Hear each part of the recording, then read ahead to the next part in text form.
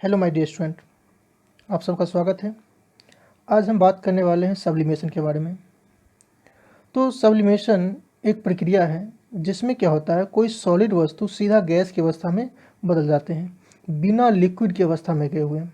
और फिर उस गैस को हम क्या करते हैं, मतलब वेपर को जब उसको ठंडा करते हैं तो क्या होता है, वो सॉलिड की अवस्था में आ जाते हैं। तो इस प्रक्रिया को हम क्या कहते हैं, सब्लिमेशन कहते हैं। और जो पदार्थ यह गुण दिखाता है उस पदार्थ को हम क्या कहते हैं, सब्लिमेट कहते हैं। तो चलिए इसके डेफिनेशन की बात करते हैं। तो क्या कह रहा है कि the process in which a solid changes into vapour without changing into liquid and from vapour into solid without changing into liquid is known as sublimation. क्या कह रहा है कि वह प्रक्रिया जिसमें कोई सॉलिड वस्तु क्या हो जाए तो वेपर में बदल जाए बिना लिक्विड की अवस्था में गए हुए, और कोई वेपर वस्तु हो तो क्या हो जाए, वो सॉलिड में बदल जाए बिना लिक्विड की अवस्था में गए हुए, तो उसे क्या कहते हैं, सब्लिमेशन कहते हैं। जैसे आप देख रहे हो, यह क्या है, ड्राई आइस है। यह ड्राई आइस किस रूप में है, सॉलिड रूप में है। लेकिन जब हमने इसको गर्म पानी में डाल दिया तो क्या हो रहा है, यह आपको वेपर में बदल रहा है ना। तो यह क्या हो रहा है, सॉलिड से डायरेक्ट क्या हो रहा है, वेपर में बदल रहा है। तो इस पदार्थ को क्या कहेंगे, सब्लिमेट कहेंगे, और इस प्रक्रिया को क्या कहेंगे, हम सब्लिमेशन कहेंगे। ठीक है। तो सामान्यतः क्या होता है, तो हम लोग देखते हैं कि जब सॉलिड को हम गर्म करते हैं तो क्या होता है, लिक्विड में कन्वर्ट होता है, और फिर उसको गर्म करते हैं तो क्या होता है, गैस में बदलता है, क्योंकि हम गर्म कर रहे हैं। But there are many substance, लेकिन ऐसे बहुत से सब्सटेंस है which changes into gas without changing into liquid, जो क्या होते हैं आपको, वो सीधा के सीधा क्या होते हैं, वो गैस में बदल जाते हैं बिना लिक्विड में गए हुए, है ना। तो उस सब्सटेंस को हम सब्लिमेशन कहते हैं, है ना। अब जैसे उदाहरण देखते हैं हम, जैसे कम्फर है, नेपथलीन है ना, नेपथलीन बॉल देख रहे हो आप, अमोनियम क्लोराइड है, आयोडीन है ना, ड्राइस में आपने देखा ही था। यह सब के सब ऐसे पदार्थ है ना, जो क्या होते हैं, अगर इस पदार्थ को हम गर्म करें हम, तो यह क्या होगा, सॉलिड से सीधा गैस में जाएगा, लिक्विड में नहीं जाता यह। तो इसलिए इस पदार्थ को हम सब्लिमेट करते हैं, और इस प्रक्रिया को हम क्या कहते हैं, जिससे वो सॉलिड से गैस में बदलता है, उसको हम सब्लिमेशन कहते हैं। ठीक है, आगे बढ़ते हैं। The solid obtained after cooling of the gas off sublime is called sublimate. क्या कह रहा है कि जो सॉलिड हम प्राप्त करते हैं किससे, तो गैस को कूलिंग करके, है ना, तो उस पदार्थ को हम क्या कहते हैं, सब्लिमेट कहते हैं। हमने पहले आपको बताया था। And the process of cooling of vapour of sublime to get sublimate is known as sublimation. और इस प्रक्रिया को क्या कहते हैं, सब्लिमेशन कहते हैं, है ना। तो इस तरह से हम कह सकते हैं कि सॉलिड से गैस में बदलना या गैस से सॉलिड में बदलना क्या कहलाता है, वो सब्लिमेशन कहलाता है ना। Although it is also known as deposition, और इसको डिपोजिशन के नाम से भी जाना जाता है। कह रहा है कि जब कम्फर को हम गर्म करते हैं तो क्या होता है, it changes into vapour without changing into liquid. तो क्या होता है, वो सीधा वेपर में बदल जाते हैं, लिक्विड की अवस्था बिना गए हुए। इसी तरह से when the vapour of comfort is cooled it changes into solid. वह क्या होता है कि उसके वेपर को हम जब ठंडा करेंगे तो क्या होगा, वो सॉलिड में चला जाएगा बिना लिक्विड की अवस्था में गए हुए। तो इस प्रक्रिया को हम क्या कहते हैं, सब्लिमेशन कहते हैं, है ना। जैसे आप देखे होंगे, कम्फर्ट का उपयोग हम लोग कहाँ करते हैं, तो है ना, पूजा की आरती हम लोग करते रहते हैं। तो वहाँ पर देखे होंगे आप कि जब इस कम्फर्ट को हम जलाते हैं तो क्या होता है, वो सीधा जलने लगता है, वो लिक्विड की अवस्था में नहीं बदलता है। लेकिन जब आप क्या करते हो, है ना, किसी मोमबत्ती को जलाते हो तो वो देखते हो पिघलने लगता है, लिक्विड में जाता है। तो ये मोमबत्ती क्या करता है, सब्लिमेशन को नहीं दिखाता है, जबकि यह कम्फर्ट क्या करता है, वो सीधा वो सॉलिड से गैस में बदल रहा होता है और जलता है। तो इसको हम क्या कहेंगे, सब्लिमेशन कहेंगे। अब सब्लिमेशन का हम लोगों को दैनिक जीवन में क्या प्रभाव पड़ता है, या हम लोगों को दैनिक जीवन में सब्लिमेशन कहाँ कहाँ देखने को मिलता है, तो हम देखते हैं। कह रहा है कि जैसे ड्राई आइस आपने देखा था, turn into vapour without changing into liquid, वह क्या होता है आपको, तो सीधा सॉलिड से गैस में बदल जाते हैं, and is considered as sublime, और इसको हम सबलाइम कहते हैं। Because of this property dry ice is use to give the illusion of smoke और cloud on the stage in movies and stage show. कि आप जिस तरह देख रहे हो आप, है ना। अब यहाँ पर क्या होता है, इल्यूजन हो जाता था, एक भ्रम हो जाता है कि यह बादल है ना, या बहुत ही धुआं की तरह निकल रहा है। तो यह इल्यूजन सिनेमा समय दिखलाने के लिए क्या किया जाता है, या किसी स्टेज पर दिखाने के लिए क्या किया जाता है, तो ड्राई आइस का इस्तेमाल किया जाता है, ताकि इस तरह का क्या हो जाए, इल्यूजन हो जाए, मतलब भ्रम हो जाए लोगों को कि यहाँ पर बादल ही है। और आप देखते होंगे कि भगवान बादलों के ऊपर चलते रहते हैं। तो यह सारे जो इल्यूजन किए जाते हैं, यह सारे के सारे इल्यूजन किससे किया जाते हैं आपको, तो ड्राई आइस के द्वारा किए जाते हैं। इसी तरह से naphthalene balls are capped with clothes. हम क्या करते हैं, नेप्थलीन की गोली को क्या करते हैं, आप देख रहे हो यहाँ पर, है ना, इस तरह से हम क्या करते हैं, नेप्थलीन गोली को क्या करते हैं, कपड़ों में रख देते हैं। क्यों कपड़ों में रख देते हैं, ताकि वह क्या करे, प्रोटेक्ट करे। इसके साथ ही साथ हमारे कुछ कागज़ है, डॉक्यूमेंट्स है, इंपॉर्टेंट डॉक्यूमेंट्स है, तो उस समय दीमक न लग जाए, उसमें कीड़े न लग जाए, खराब ना हो जाए, तो उन सब से बचाने के लिए क्या करते हैं, तो इस नेप्थलीन बॉल को, नेप्थलीन की गोली को हम उसमें रख देते हैं, है ना। अब नेप्थलीन बॉल क्या होता है, तो since naphthalene balls go under sublimation, यह क्या होते हैं, तो सॉलिड से वेपर में कन्वर्ट हो जाते हैं। Hence it changes into vapour without changing into liquid, liquid में जाते नहीं है। And its vapour prevent the insect to come और स्टे इन द क्लॉथ्स और डॉक्यूमेंट। इससे क्या होता है कि कोई भी इंसेक्ट्स उस कपड़े में नहीं रहेंगे आपको, और न ही आपके जो डॉक्यूमेंट उसमें इंसेक्ट रहेंगे, और उसमें बाहर से भी नहीं आएंगे। This protect the document and clothes to get destroy. इससे आपका जो कपड़ा बर्बाद हो जाता है, उससे बच जाते हैं, है ना। आप लोग देखे होंगे कि आपके बुक जो रखे रहते हैं वो दिनों तक उसमें दीमक लग जाते हैं। अगर आप वहाँ पर क्या करोगे, नेफ्थलीन बॉल्स रख दोगे, तो वहाँ पर यह नहीं लगेगा, ठीक है। इसके अलावा we usually see that the size of naphthalene balls decreases gradually and finally disappear. जब हम नेफ्थलीन बॉल कपड़ा में रखते हैं तो देखते हैं कि बड़ा सा गोली के रूप में होता है, लेकिन धीरे धीरे वो क्या होते हैं, ख़त्म हो जाते हैं, और जब बहुत दिनों के बाद हम देखते हैं तो हमें कुछ दिखाई भी नहीं देता है, when they are kept in open, है ना। इसके अलावा अगर आपको देखना है तो खुला में रखोगे तो आप देखो धीरे धीरे वो ख़त्म हो जाएंगे। This happens because of sublimation of naphthalene. ऐसा क्यों हुआ, क्योंकि सब्लिमेशन हो रहा है, क्योंकि वो सॉलिड से गैस में कन्वर्ट हो रहे थे, वेपर में कन्वर्ट हो रहे थे। Naphthalene ball are also use in toilets. अब नेफ्थलीन बॉल का उपयोग हम सिर्फ कपड़ा में या डॉक्यूमेंट में नहीं रखते हैं, हम इसको देखोगे टॉयलेट जो यूरिनेट बना होते हैं, यूरिनल बने होते हैं, उस यूरिनल के पास भी रख दिए जाते हैं। क्यों रख दिए जाते हैं, ताकि वहाँ पर कीटाणु न रहें, कीटाणु न रहे, और वह क्या होता है, फ्रेशनर का भी काम करता है, मतलब वहाँ पर बदबू भी नहीं देता है। तो इसके कारण से क्या करते हैं, नेफ्थलीन बॉल को हम टॉयलेट में भी यूज़ करते हैं। अब हम नेक्स्ट टॉपिक पढ़ने वाले इवेपोरेशन।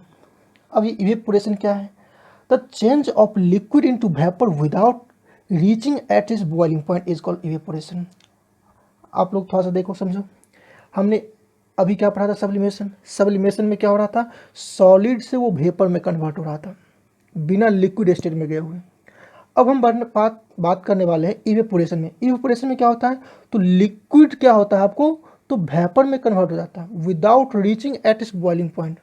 और कह रहा है कि वह अपने बॉइलिंग पॉइंट को प्राप्त किए बिना, मतलब बॉइलिंग पॉइंट मतलब कि आप पानी को 100 डिग्री सी पे गर्म करते हो तो उबल के वेपर बनता है, लेकिन यहाँ पे क्या होगा, वह 100 डिग्री सी प्राप्त नहीं करेगा, लेकिन वह क्या होगा, लिक्विड से वेपर में कन्वर्ट हो जाएगा। तो इस प्रक्रिया को हम क्या कहते हैं, इवेपोरेशन कहते हैं, ठीक है। Evaporation takes place only at the surface of liquid while vaporisation takes place on the whole mass of water. क्या कह रहा है, जैसे आप देखो यहाँ पर, ये आप देख रहे हो इवेपोरेट हो रहा है वाटर, है ना, किसी नदी में या तालाब में देख रहे हो इवेपोरेट हो रहा है, तो यह क्या हो रहा है, सतह पर हो रहा है। अब देखो पानी का जो ऊपर का लेयर देख रहे हो, उसके ऊपर आपको यह दिखाई दे रहा है, मतलब यह ऊपर में हो रहा है। जबकि अगर पानी को हम गर्म करते हैं, आप जैसे यहाँ पर देख रहे होगे, हम पानी को गर्म कर रहे हैं, तो पानी का नीचे से, ऊपर से, बीच में से, कहीं से भी वो क्या हो रहा है, वेपर में कन्वर्ट हो रहा है। तो हम इस तरह से कह सकते हैं कि इवेपोरेशन कब होता है, कहाँ होता है, तो इवेपोरेशन पानी की सतह पर होता है, बिना पानी को गर्म किए हुए। जबकि वेपोराइजेशन क्या कब होता है, जब उसको हम गर्म करते हैं और पूरे पानी से होता है, ठीक है। तो यहाँ पर इवेपोरेशन और वेपोराइजेशन में भी आपको अंतर समझ में आ गया। अब आगे बात करेंगे हम, evaporation takes place even at room temperature. Evaporation आपको कमरे के तापमान पर भी हो सकता है। इसका मतलब है कि जब हम कमरे में क्या करते हैं, हम कपड़ा सूखने के लिए रख देते हैं, मान लीजिए भीगा कपड़ा था तो रूम में भी सूख जाता है। क्यों, क्योंकि कमरे के अंदर भी वो क्या होते हैं, इवेपोरेशन होते रहते हैं, है ना। And evaporation speeds up with rise in temperature. अगर तापमान बढ़ता है तो क्या होता है, इवेपोरेशन की दर बढ़ जाती है, मतलब वो कपड़ा जल्दी से सूखने लगता है, पानी जल्दी से भापर में बदलने लगते हैं। When water or other liquid is left in open, gradually its volume decreases। आप देखे होंगे, है ना, कि किसी बर्तन में आप पानी को छोड़ दोगे कुछ समय के लिए तो पानी क्या हो जाएगा, स्तर धीरे धीरे कम होते जाएगा, है ना। If you left some water in a pot in open, after 2 or 3 days water disappear. अगर आप क्या करते हो, पानी को आप 2 से 3 दिन के लिए किसी जगह पे छोड़ देते हो तो आप देखोगे पानी वहाँ से क्या होते हैं, गायब हो जाते हैं। If water is in garden और इन ओपन बालकनी, अगर वो पानी कहाँ पर हो, गार्डन में हो या बालकनी में हो तो वो गायब हो जाते हैं। It disappear quickly then kept in, अगर वही रूम में रखा होगा तो क्या होगा, जल्दी डिसअपियर नहीं होगा। This happens because of evaporation. ऐसा क्यों हुआ, तो इवेपोरेशन के कारण से हुआ, ठीक है। और रूम में लेट से क्यों हुआ, बाहर में जल्दी क्यों हो गया, तो रूम में क्या हो गया, तो सूरज की रोशनी नहीं पड़ा, है ना, हवा उतना नहीं पड़ा, जिसके कारण से वो धीरे धीरे हुआ। जबकि बाहर में, मतलब जब आपने क्या किया था उसको, है ना, गार्डन में रखा था, ओपन बालकनी में रखा था, तो वहाँ पर सूरज की रोशनी पड़ा, वहाँ पर क्या कहते हैं, हवा पड़ा, इन सभी कारण से क्या हुआ, वह तेज़ी से इवेपोरेट हो गया, ठीक है। आगे हम बात करेंगे अब प्रोसेस ऑफ इवेपोरेशन की प्रोसेस के बारे में बात करेंगे हम, ठीक है। जैसे आप यहाँ पर देख रहे हो, क्या देख रहे हो आप, कि सूरज की गर्मी, है ना, जब पानी में पड़ते हैं तो पानी के कण क्या होने लगते हैं, आपको वाष्पीकृत होने लगते हैं और वो ऊपर उठने लगते हैं, ठीक है। देखो कैसे होता है, कह रहा है कि molecules at the surface of water when expose some temperature. कह रहा है सरफेस वाटर, कह रहा है कि जो पानी के जो मॉलिक्यूल जो सरफेस पे होते हैं, जब उसको हम क्या करते हैं, टेम्परेचर के एक्सपोजर, मतलब धूप में जब रख देते हैं, देयर काइनेटिक एनर्जी इंक्रीजेज, तो उसकी काइनेटिक एनर्जी क्या होने लगते हैं, बढ़ने लगते हैं। Because of increase in kinetic energy those molecule become able to overcome the force of attraction between the particle of liquid. हमने बताया था लिक्विड के मॉलिक्यूल क्या होते हैं, एक दूसरे से क्लोजली पैक्ड होते हैं, लेकिन सॉलिड से कम क्लोजली पैक्ड होते हैं, है ना, उसके बीच में आकर्षण बल भी काम करते रहते हैं, है ना। जैसे ही हमने उस पानी के मॉलिक्यूल को गर्म किया तो उसका काइनेटिक एनर्जी क्या होने लगा, बढ़ने लगा, और काइनेटिक एनर्जी इतना बढ़ गया कि उसके बीच में जो आकर्षण बल था वो धीरे धीरे कम होने लगा। After getting required kinetic energy and decrease in force of attraction, करा है कि जब बहुत अधिक काइनेटिक एनर्जी प्राप्त करने के बाद उसके बीच में जो फोर्स ऑफ अट्रैक्शन कम होने के बाद they escape in air in the form of vapour, तो क्या होते हुआ, आपको एयर में आ जाते हैं, किस रूप में, तो वेपर के रूप में आ जाते हैं। Additionally those kinetic energy get some of the required kinetic energy from their neighbouring molecules.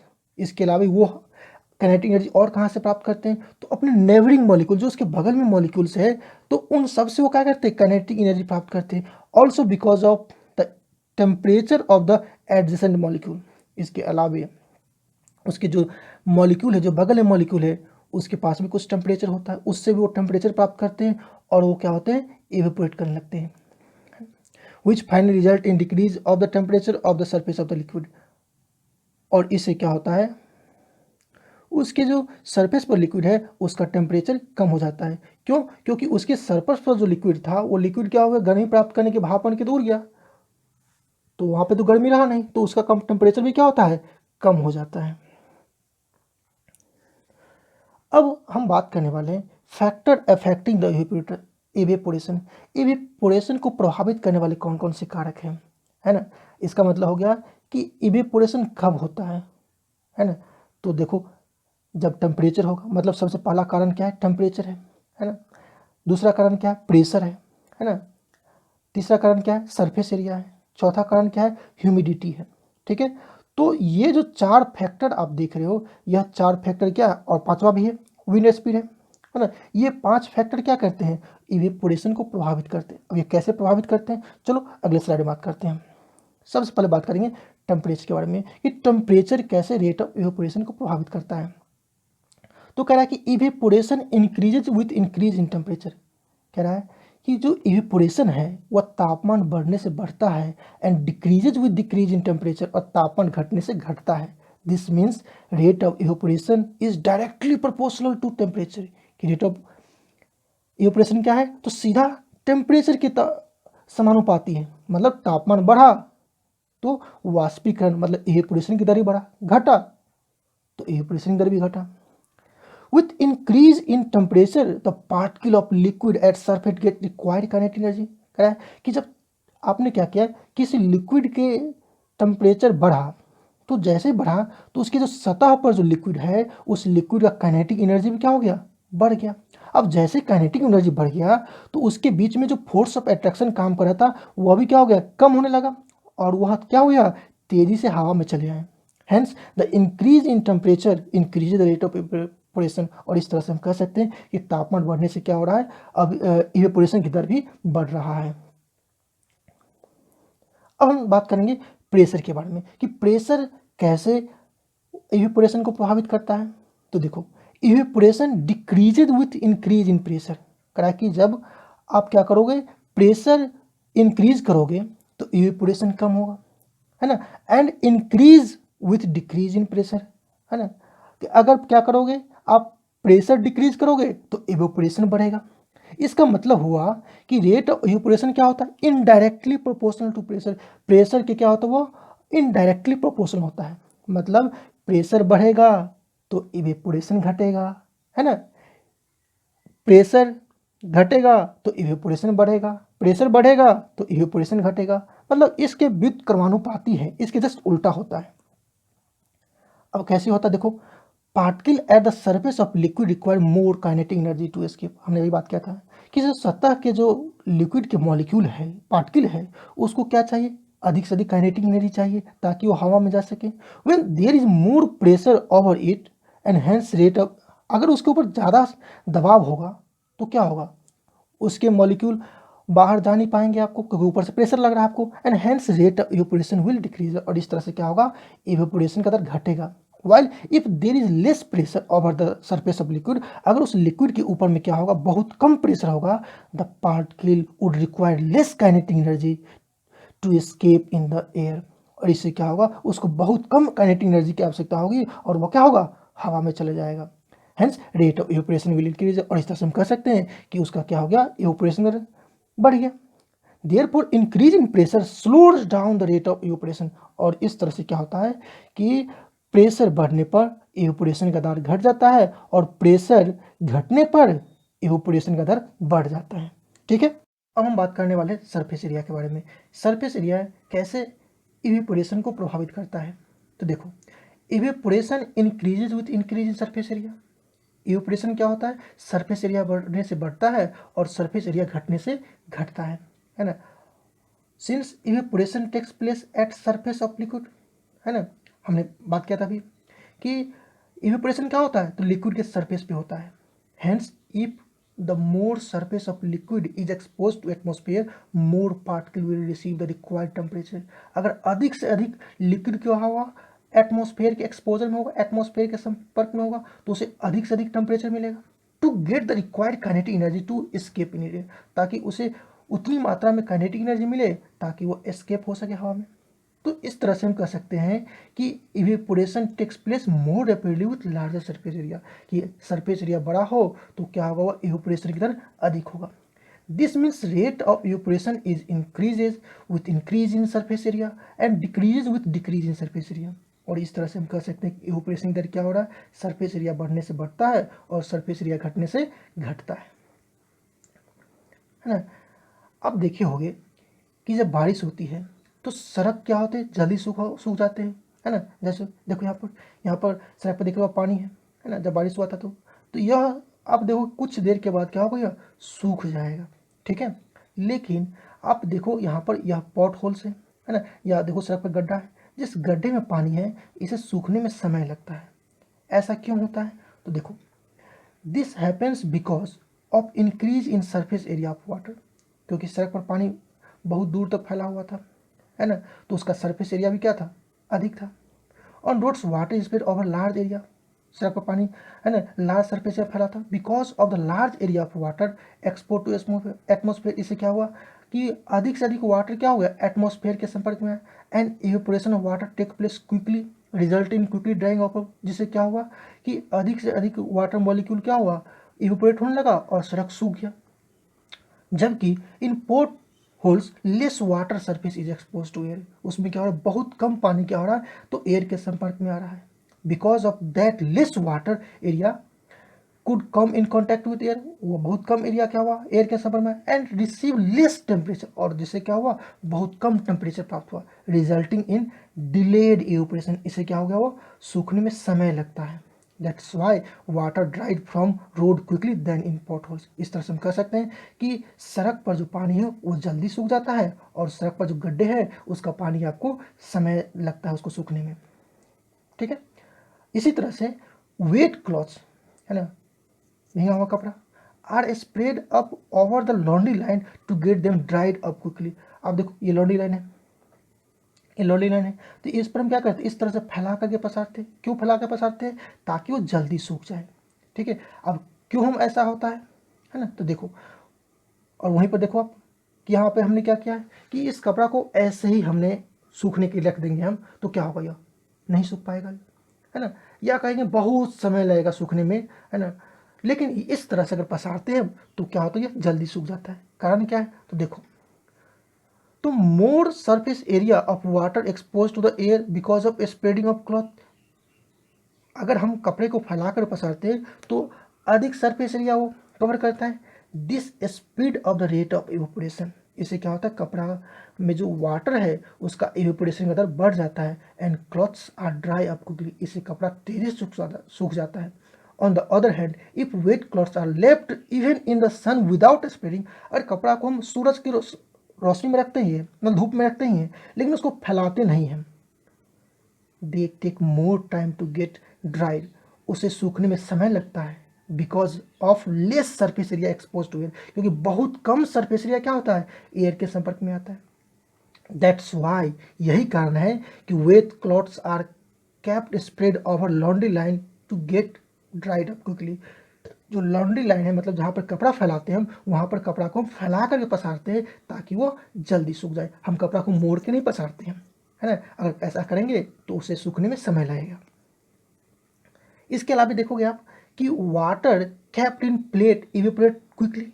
अगर आप प्लेट ले लो, इस प्लेट में क्या करो, आप वाटर रखो, और एक ग्लास में आप क्या करो, वाटर रखो, ठीक है ना, तो आप देखोगे कि इस प्लेट का वाटर क्या होता है, जल्दी सूख जाता है, जबकि इस ग्लास में जो वाटर रखा हुआ है इसको सूखने में, इसको इवेपोरेट होने में समय लगता है। ऐसा क्यों होता है, देखो कि this happens because in plate more surface area of water expose to atmosphere. इस प्लेट में क्या हो रहा है कि बहुत अधिक सरफेस एरिया क्या हो रहा है, एयर के संपर्क में आ रहा है, जिससे क्या हुआ, उसका काइनेटिक एनर्जी बहुत जल्दी बढ़ जाता है और सूख जाता है ना, पानी इवेपोरेट होने लगती है। जबकि यहाँ पर जो देख रहे हो लिक्विड जो ग्लास टम्बलर में रखा हुआ है, इसमें बहुत कम सरफेस एरिया क्या हो रहा है, मतलब सिर्फ यहाँ पर देख रहे हो आप, ये सरफेस एरिया क्या हो रहा है, एयर के संपर्क में आ रहा है। तो जिसके कारण से क्या होगा कि सिर्फ ऊपर का ही पानी क्या होगा, इवेपोरेट होगा, तो इस सारे पानी को इवेपोरेट होने में क्या होगा, बहुत अधिक समय लग जाएगा। ठीक है, तो यही कारण है कि जो प्लेट में रखा हुआ वाटर है वह आपको जल्दी सूख जाता है, और ग्लास टम्बलर में रखा हुआ जो वाटर है उसे सूखने में समय लगता है। ठीक है, hence rate of evaporation increase with increase in surface area and decrease with decrease in surface area. और इस तरह से हम कह सकते हैं कि जो इवेपोरेशन की दर है वह सरफेस एरिया बढ़ने से बढ़ता है और सरफेस एरिया घटने से घटता है। अब हम बात करने वाले हैं ह्यूमिडिटी का, है ना। ह्यूमिडिटी मतलब हवा में नमी, है ना, उसका इवेपोरेशन पर क्या प्रभाव पड़ता है। तो evaporation decreases with increase in humidity, humidity बढ़ने से इवेपोरेशन घटता है, and increases with decrease in humidity, humidity घटने से इवेपोरेशन बढ़ता है। दिस मीन्स, इसका मतलब हुआ rate of evaporation is indirectly proportional to humidity present in air, कि हवा में जो नमी मौजूद है उसका इवेपोरेशन पर क्या होता है, इनडायरेक्टली प्रोपोर्शन होता है, वह व्युत्क्रमानुपाती होता है। मतलब कि ह्यूमिडिटी बढ़ेगा तो इवेपोरेशन घटेगा, ह्यूमिडिटी घटेगा तो इवेपोरेशन बढ़ेगा। ठीक है, तो अब ह्यूमिडिटी का डिफिनेशन क्या होगा, तो humidity is the amount of water vapour present in air, कि हवा में जो नमी मौजूद है ना, उसे हम क्या कहते हैं, ह्यूमिडिटी कहते हैं, या हवा में जो वाटर वेपर प्रेजेंट है उसे हम क्या कहते हैं, ह्यूमिडिटी कहते हैं। इन वेदर रिपोर्ट आप सब देखे होंगे है ना, वेदर रिपोर्ट देखोगे, which are published in newspaper, जो आप समाचार पत्र में देखते होगे या टेलीविजन चैनल पर आप देखते होगे। Humidity percentage is given which shows the percentage of water vapour present इन, वहाँ पर क्या होता है, नमी परसेंटेज में दिया जाता है, क्या इस शहर में इतना परसेंटेज ह्यूमिडिटी होगा हवा में, है ना। तो यह क्या होता है, एक्चुअली हवा में जो वाटर वेपर प्रेजेंट होते हैं उसको बताता रहता है, ठीक है। Because of more water vapor present in air, the water holding capacity of atmosphere decreases, which decreases the rate of evaporation. होता क्या है ना, evaporation पर। तो आप देखोगे कि अगर हवा में वाटर वेपर अधिक होगा तो उस एटमॉस्फेयर में पानी को रखने की क्षमता भी क्या हो जाएगी, कम हो जाएगी, जिससे इवेपोरेशन का दर क्या हो जाता है, घट जाता है। इफ एयर इज ड्राई, अगर हवा सूखा हो, then it can holds more water and thus in dry air rate of evaporation increases. अगर हवा सूखा हुआ हो तो वाटर वेपर उसमें कम होंगे, है ना, और इससे क्या होगा, इवेपोरेशन की दर क्या हो जाएगा, बढ़ जाएगा, ठीक है। इसके अलावा this is the cause that our clothes get dry up quickly. देखो अब यही कारण है कि हमारा कपड़ा क्या हो जाता है, आपको गर्मी के दिनों में या विंटर दिनों में जल्दी सूख जाता है बरसात के दिनों की तुलना में। Because in rainy season there is more water vapour present in air, कि बरसात के दिनों में क्या होता है, वाटर वेपर बहुत अधिक एयर में होते हैं, विच decreases the water holding capacity of atmosphere, जिससे एटमोसफेयर में जो वाटर वेपर जो रखने की क्षमता है वो घट जाती है, resulting in decrease the rate of evaporation. इससे क्या होता है, इवेपोरेशन की दर क्या होता है, आपको घट जाता है। And our clothes do not dry up quickly in the rainy season, और बरसात के दिनों में कपड़ा हमारा सूख नहीं पाता। Our sweat does not dry up quickly in rainy season, और देखोगे कि रेनी सीजन में हमारा जो पसीना आता है, कभी गर्मी गर्मी होने लगता है तो पसीना भी जल्दी नहीं सूखता है ना। Because of that we feel uneasiness, और इससे क्या होता है, हमें बेचैनी महसूस होती है ना।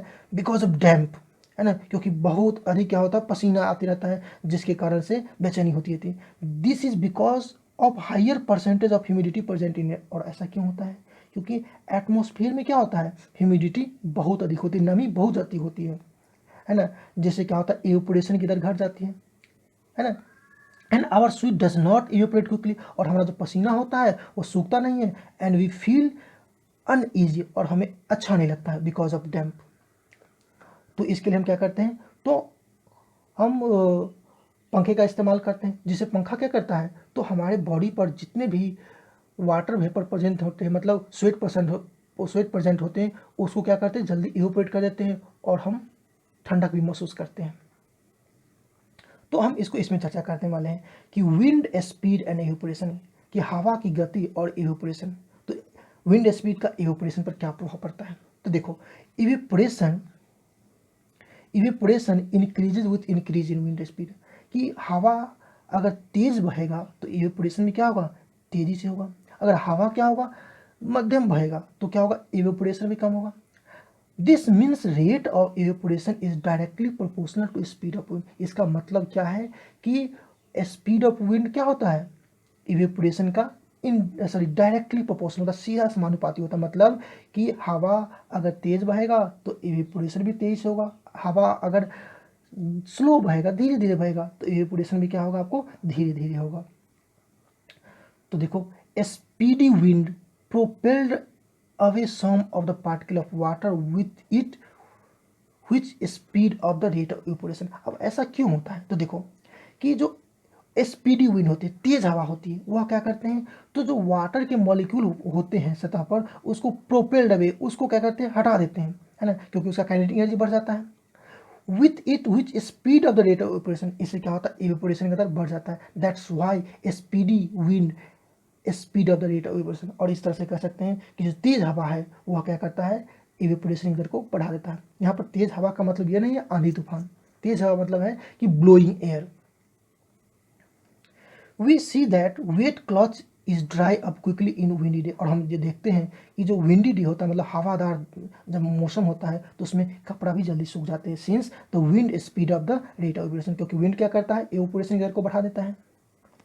The wet clothes are given jerk. अब आप देखते होंगे कि जो भींगा कपड़ा है, तो उसको जब हम उसमें से पानी निचोड़ते, तो निचोड़ने के बाद क्या करते हैं, उसको जर्क करते हैं, उसको एक बार झाड़ते हैं, है ना, क्यों झाड़ते हैं, है ना, ताकि हम उसमें जो भी एक्स्ट्रा वाटर होगा वो झाड़ने से क्या होगा, वो निकल जाएगा, इसमें क्या हो गया, वाटर बहुत कम मात्रा में मौजूद होगा, तो क्या होगा, एवेपोरेशन में भी कम समय लगेगा और आपका कपड़ा भी क्या हो जाएगा, जल्दी सूख जाएगा। ठीक है। अब हम बात करेंगे इवेपोरेशन इन एवरीडे लाइफ। हम लोगों के दैनिक जीवन में इवेपोरेशन कहाँ कहाँ होता है, कैसे होता है, तो उसके बारे में थोड़ा सा बात करने वाले हैं। तो देखो, water from the surface of ocean, seas and other large water bodies evaporate continuously as they are expose to atmosphere. कि अगर जितनी वाटर बॉडीज है, जैसे आप देखो यहाँ पर यह समुद्र है, तो इसके सतह पर क्या होगा, जो उतने वाटर होते रहते हैं वो क्या होते हैं, आपको इवेपोरेट होते रहते हैं। क्यों? क्योंकि इसका लार्जर सरफेस एरिया है। तो लार्जर सरफेस एरिया के कारण से क्या होगा, वाटर आपको तेजी से इवेपोरेट करेगी। The water vapour because of evaporation rises up in air cumulates in the form of clouds, और वही क्या होते हैं, क्लाउड के रूप में हमें दिखते रहते हैं, व्हिच मेक द रेन, जैसे बारिश होती है। Hence evaporation is one of the essential part of water cycle. और इस तरह से कह सकते हैं कि इवेपोरेशन क्या है आपको, तो वाटर साइकिल का एक सबसे अभिन्न हिस्सा है। अगर इवेपोरेशन नहीं होगा तो क्या होगा, वाटर वेपर नहीं बनेगा, क्लाउड नहीं बनेगा और फिर बारिश नहीं होगी।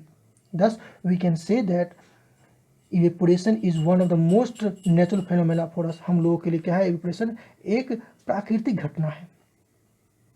इसके अलावा इन सनी समर डेज, आप गर्मी के दिनों में देखते हो, sweats come out to regulate the temperature of our body. कि हमारा शरीर बहुत अधिक गर्म हो जाता है, तो क्या होता है, हमारे शरीर से पसीना आते हैं और यह क्या करते हैं, टेम्परेचर को रेगुलेट करते हैं, टेम्परेचर को कम करते हैं। The sweat evaporate because of increase in surface area. हमारे पूरे शरीर पे पसीना आते हैं, तो जिससे सरफेस एरिया क्या हो गया, बढ़ गया। तो सरफेस एरिया बढ़ने से क्या होगा कि वो अधिक से अधिक क्या होगा, टेम्परेचर प्राप्त करेगा एटमॉस्फेयर से, और वो क्या होगा, इवेपोरेट हो जाएगा। This is resulting in decrease in temperature of skin. और वो क्या होता है, हमारे शरीर पे जो पसीना है, वह पसीना क्या हो गया कि बाहर से गर्मी प्राप्त हुआ किया और वो इवेपोरेट हो गया, तो हमारे बॉडी में जो गर्मी था वो क्या हो गया, बाहर निकल गया। इससे हमारे शरीर क्या होता है, ठंडक हो जाती है ना। Sweating is a natural mechanism. पसीना निकलना एक प्राकृतिक प्रक्रिया है, to keep cool the surface of our body. इससे हमारा बॉडी क्या हो जाए, ठंडा हो जाए इन हॉट डेज, गर्मी दिनों में। This is the cause that with increase in temperature our body sweat a lot, specially in hot summer days. और यही कारण है कि गर्मी के दिनों में क्या होता है, जितना गर्मी बढ़ जाता है, हमारे शरीर से पसीना भी उतना अधिक आने लगता है, ताकि वो हमारे बॉडी को क्या कर सके, कूल कर सके। क्यों? क्योंकि वह वाटर वेपर यानी सॉरी वाटर जो स्वेट के रूप में हमारे बॉडी पर मौजूद है, वह जब इवेपोरेट होगा तो हमारे शरीर से गर्मी लेकर के बाहर चले जाएगा और हमारा शरीर ठंडा महसूस करेगा, है ना। इसके अलावा आप देख रहे हो यहाँ पर, है ना, कि जब हमें बहुत अधिक गर्मी लगता है तो हम क्या करते हैं, तो फैन के सामने बैठ जाते हैं। तो फैन भी क्या करता है ना, उस वाटर जो प्रेजेंट है स्वेट के रूप में हमारे बॉडी पर, उसको प्रोपेल्ड करते हैं और वह क्या होते हैं, इवेपोरेट होकर के एटमॉस्फेयर में चले जाते हैं और हमें ठंडक महसूस होता है। आगे, water is kept in earthen pots to keep them cool. हम क्या करते हैं, बर्तन को क्या सॉरी पानी को क्या करते हैं हम, तो अर्थन पॉट मतलब मिट्टी के बर्तन में रखते हैं, है ना, गर्मी के दिनों में। क्यों मिट्टी के बर्तन में रखते हैं, ताकि वह ठंडा रहे, है ना। तो इसको हम कह सकते हैं कि यह पानी को ठंडा करने का एक माध्यम है। अर्थन पॉट्स है लॉट्स ऑफ पोर्स। अब इसमें ऐसा क्यों होता है, तो ये जो मिट्टी का घड़ा देख रहे हो, इस घड़ा पे क्या होते हैं, बहुत सारे महीन छिद्र होते रहते हैं, है ना। उन छिद्रों से वाटर क्या होते हैं, हमेशा रिसते रहते हैं, ठीक है। अब जैसे इन छिद्रों से वाटर रिस के बाहर आएगा तो क्या होगा, वह एटमॉस्फेयर के संपर्क में आएगा और उससे क्या होगा कि उसका काइनेटिक एनर्जी बढ़ेगा और वह इवेपोरेट हो जाएगा। और जैसे इवेपोरेट हो जाएगा तो इसके अंदर जो भी हीट था, वह हीट क्या होगा, जो वाटर इवेपोरेट कर गया वो लेके चला गया, जिससे अंदर जो पानी रखा हुआ है वो पानी क्या हो जाएगा, ठंडा हो जाएगा, ठीक है। देखो क्या लिखा हुआ है, water kept in earthen pots evaporate from the pores of ports. उस पॉट में जो छिद्र है उससे इवेपोरेट हो जाते हैं, which cool the neighbouring molecules of water. जो उसके वाटर के मॉलिक्यूल नज़दीक में होते हैं उसको ठंडा करते हैं। This process continue and whole of the water kept in the earthen pots become cool. और उस बर्तन में जितने भी पानी रखे हुए हैं सारे के सारे क्या होते हैं, ठंडे हो जाते हैं। Hence water is kept in the earthen pot to keep them cool for drinking purpose. और इसमें ऐसा क्यों करते हैं, ताकि वो पीने के काम में लाया जा सके और वो ठंडे पानी के रूप में हो। इसके अलावा wet clothes on laundry lines are dry up because of evaporation. की जो हमने बात किया था इस पर, लॉन्ड्री लाइन पर जो कपड़ा रखा हुआ है वो जल्दी सूख जाता है क्योंकि इवेपोरेशन के कारण से। ठीक है, अब देखो यहाँ पर बहुत सारे कपड़े फैलाए हुए हैं। अब यह क्या होते हैं, जल्दी सूख जाते हैं। क्यों सूख जाते हैं, क्योंकि इन सभी कपड़ा को क्या किया है ना, फैला कर पसरा हुआ, जैसे सरफेस एरिया बढ़ जाते हैं और वो जल्दी से सूख जाते हैं। ठीक है, इसके अलावा sea water has lots of salt. हम सब नमक खाते हैं, हम लोग सलाद में नमक खाते हैं, सब्जी में नमक खाते हैं, दाल में नमक खाते हैं ना। तो यह कहाँ से प्राप्त होते हैं, तो सी वाटर से प्राप्त किए जाते हैं, क्योंकि उसमें नमक पाए जाते हैं। तो sea water is left in shallow pond. अब ये सी वाटर से कैसे प्राप्त किए जाते हैं, तो देखो यहाँ पे कुछ मजदूर काम कर रहे दिख रहे होंगे आपको। तो यह क्या करता है, एक गड्ढा बना लेते हैं। अब समुद्र से पानी क्या होते हैं, इस गड्ढे में आके जमा होते हैं। ठीक है, और वह इस लार्ज सरफेस एरिया पे जमा होने के कारण से क्या होते हैं कि धीरे धीरे वाटर के मॉलिक्यूल इवेपोरेट करते जाते हैं, और उसमें जो साल्ट मौजूद है उस साल्ट को यह क्या करता है, एक जगह रख करके ढेर बना लेता है, और फिर इसको लेकर के जाते हैं फैक्ट्री में रिफाइनिंग करके, और फिर हम लोग को बेच दिया जाता है और हम उसे खरीद करके खाते हैं। ठीक है, तो इस तरह से यह काम करता है। इसके अलावा evaporative coolers are widely use in hot summer days. आप सबके घर में कूलर होगा, है ना, जो हम गर्मी में इस्तेमाल करते हैं, अभी भी आप यूज़ कर रहे होंगे। तो इन इवेपोरेटिंग कूलर होते हैं, dry air is blown over husk saturated of water. आप देखो यहाँ पर, है ना, यह हस्क है ना, तो यह हस्क है। अब इस हस्क के ऊपर क्या किया जाता है, तो वाटर डाला जाता है ना, और इधर से गर्म हवा जाता है। अब जैसे ही गर्म हवा जाएगा तो इसमें जो वाटर जो मौजूद आप देख रहे हो, इस वाटर का काइनेटिक एनर्जी क्या होगा, बढ़ जाएगा। जैसे ही काइनेटिक एनर्जी बढ़ जाएगा तो यह वाटर क्या हो जाएगा, इवेपोरेट हो जाएगा।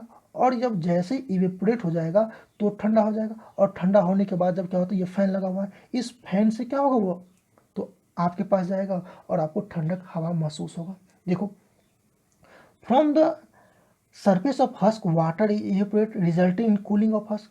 कि क्या होगा, वो जो हस्क है उस हस्क पे क्या वाटर पड़ा, तो वाटर जब गर्म हवा के संपर्क में आया तो इवेपोरेट हो गया, जिससे वो हस्क भी क्या हो गया, ठंडा हो गया।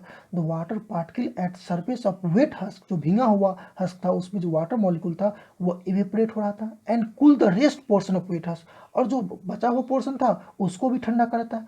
Air blown from the cool husk is sent in the room, और फिर वो ठंडे हस्क से हवा कहाँ जा रहा था, रूम में जा रहा था, व्हिच कूल द रूम, जो जिससे पूरे कमरे क्या हो रहे थे, ठंडे हो रहे थे, और हम भी ठंडक महसूस कर रहे थे।